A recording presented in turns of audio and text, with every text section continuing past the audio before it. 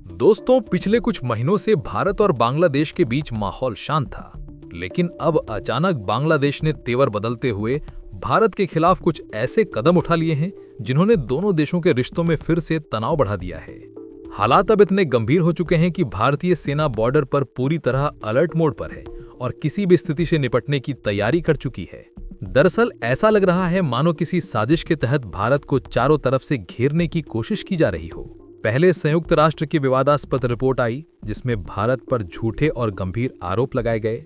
फिर बांग्लादेश की अंतरिम सरकार ने भारत को निशाने पर लिया और अब तो बांग्लादेश की सेना तक ने ऐसा बयान दे दिया है जिसने कूटनीति की सारी मर्यादाएं तोड़ दी हैं।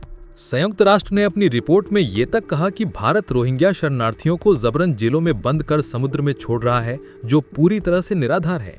इसके बाद बांग्लादेश ने भी आरोप लगाया कि भारत पुश इन रणनीति के तहत रोहिंग्या को उनकी सीमाओं में धकेल रहा है और बांग्लादेश पर बोझ डाल रहा है। लेकिन इस बार भारत ने भी बहुत सख्त और सीधा जवाब दिया है।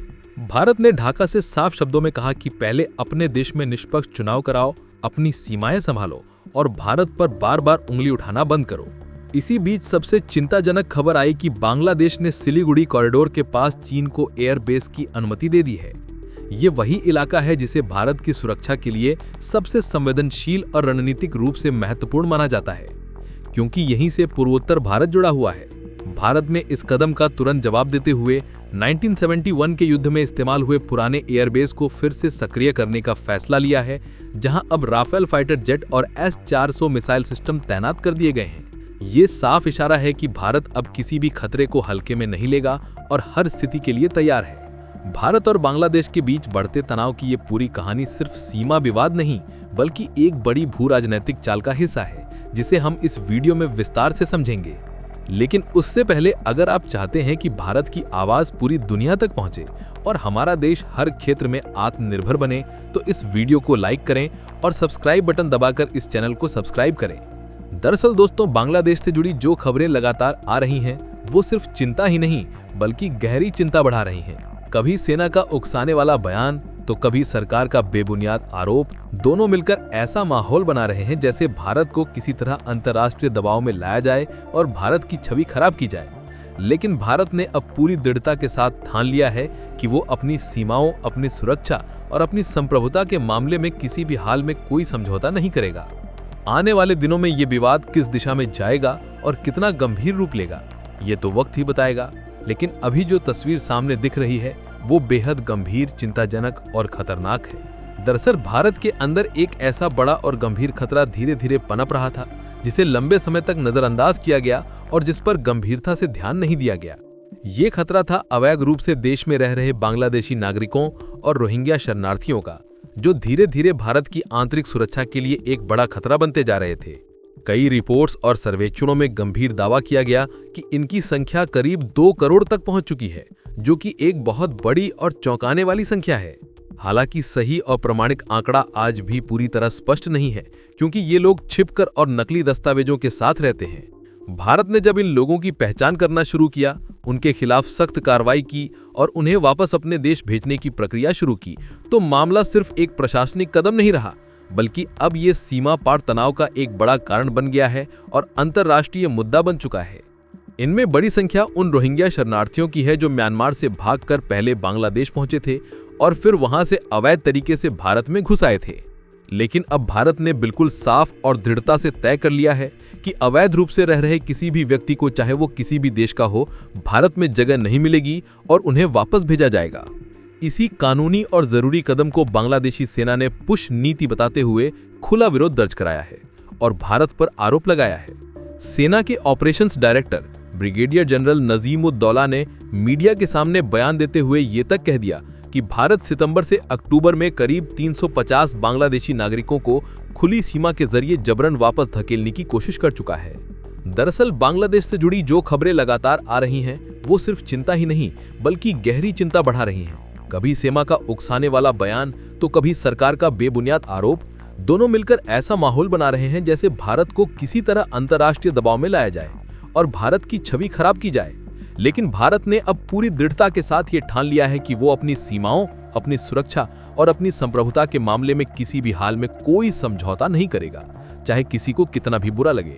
भारत ने पूर्वी सीमा पर सुरक्षा को पूरी तरह हाई अलर्ट और कॉम्बैट मोड पर रख दिया है और हर छोटी बड़ी गतिविधि पर पैनी नजर रखी जा रही है। सिलीगुड़ी कॉरिडोर, जिसे चिकन नेक के नाम से भी जाना जाता है और जो भारत के लिए सबसे संवेदनशील इलाका है, वहां अब भारत के सबसे घातक राफेल फाइटर जेट और दुनिया की सबसे एडवांस्ड रूसी S-400 air defence missile system तैनात कर दिए गए हैं, जो किसी भी दुश्मन के लड़ाकू विमान को आसमान में ही मार गिरा सकते हैं। ये इलाका इतना अहम और रणनीतिक रूप से महत्वपूर्ण है क्योंकि यहीं से पूरा पूर्वोत्तर भारत जुड़ा हुआ है और ये भारत की लाइफलाइन है।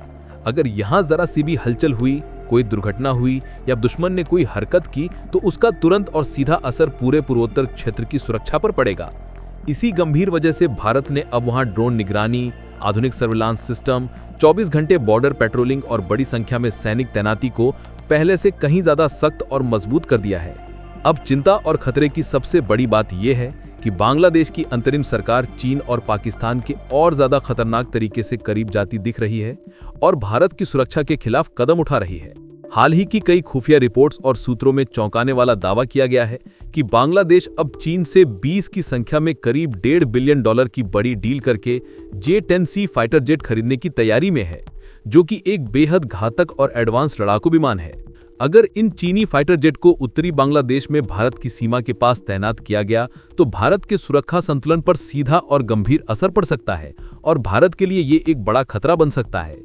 इतना ही नहीं, सबसे चिंताजनक बात यह है कि पाकिस्तान की कुख्यात खुफिया एजेंसी ISI का एक उच्च स्तरीय प्रतिनिधि मंडल हाल ही में ढाका पहुंचा था, जहां कथित तौर पर आतंकवाद, सुरक्षा और खुफिया साझेदारी के संवेदनशील मुद्दों पर गुप्त बातचीत की गई।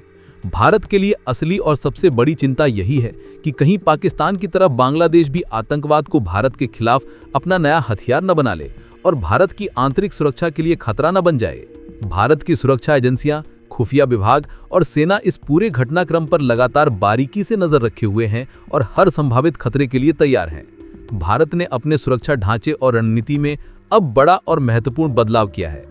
S-400 जैसी दुनिया की सबसे advanced air defence missile system और राफेल जैसे घातक फाइटर जेट की तैनाती ये साफ संकेत देती है कि भारत अब केवल खतरे से बचने की नहीं, बल्कि किसी भी खतरे को तुरंत और निर्णायक जवाब देने की आक्रामक रणनीति पर काम कर रहा है। पूर्वोत्तर के संवेदनशील और दुर्गम इलाकों में अब रणनीतिक सड़कें, पुल और सुरंगें तेजी से बनाई जा रही हैं ताकि किसी भी आपात स्थिति में सेना, टैंक और हथियार कुछ ही घंटों में तैनात किए जा सकें। यही रणनीति भारत ने हाल के वर्षों में चीन के खिलाफ लद्दाख और अरुणाचल प्रदेश में अपनाई थी, जहां भारत ने मजबूत इंफ्रास्ट्रक्चर और दमदार जवाबी रणनीति से अपने दुश्मनों को पीछे हटने पर मजबूर कर दिया था। दूसरी ओर बांग्लादेश के अंदर हालात दिन प्रतिदिन और खराब होते जा रहे हैं। सेना और सरकार के बीच टकराव खुलकर सामने आ चुका है और मोहम्मद यूनुस की नीतियों से जनता में गहरा असंतोष फैल गया है। देश की अर्थव्यवस्था बुरी तरह डगमगा चुकी है। टेक्सटाइल इंडस्ट्री, जो कभी बांग्लादेश की रीढ़ मानी जाती थी, अब लगभग खत्म हो चुकी है। छोटे बड़े कारोबार ठप हैं, बेरोजगारी चरम पर है, विदेशी मुद्रा भंडार तेजी से घट रहा है और बांग्लादेशी टका लगातार गिरता जा रहा है। हालात इतने खराब हो चुके हैं कि वर्ल्ड बैंक और IMF जैसी संस्थाएं भी अब उसे कर्ज देने से पीछे हट रही हैं।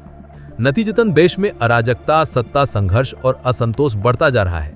तख्ता पलट की चर्चाएं तेज हैं और जनता सरकार से पूरी तरह नाराज दिख रही है। ऐसे हालात में सरकार अब अपनी नाकामियों, भ्रष्टाचार और विफलताओं को छिपाने के लिए भारत पर आरोप लगाकर जनता को गुमराह करने की कोशिश कर रही है। और ये थी आज की पूरी अपडेट, जो काफी रिसर्च और मेहनत के बाद आपके सामने रखा गया है। बाकी आप लोग इस पूरे मुद्दे पर क्या सोचते हैं, कमेंट में जरूर बताइएगा। और दोस्तों, जाते जाते एक छोटी सी हेल्प कर दीजिए, इस वीडियो को एक लाइक करके अपने दोस्तों तक शेयर करके हमारी मेहनत को सपोर्ट कर दीजिए। धन्यवाद।